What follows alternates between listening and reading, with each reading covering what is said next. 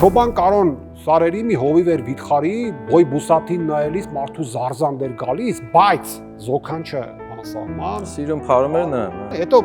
երեխու հայացքը մտավ էլ, ասում է շատ էր սիրում եւ Մարոն, լավն է ասում էր Կարոն, բերում էին ամեն օր կանփը չամիք ու խնդրում։ Խիա բերում։ Շատ էր սիրում եւ Մարոն, այսինքն նաեւ Մարոն։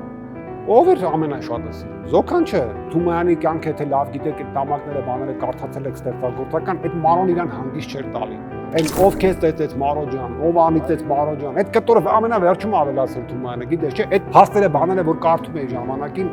դե 18 տարեկանում գրած պոեմա, ասենք մինչև կյանքի վերջը շնա երկար էլ չափեց 54 տարի, նստես այդ պոեմի վրա, իմ լացը գալիս էր այդ նշան եւ ասում էի մի բան այն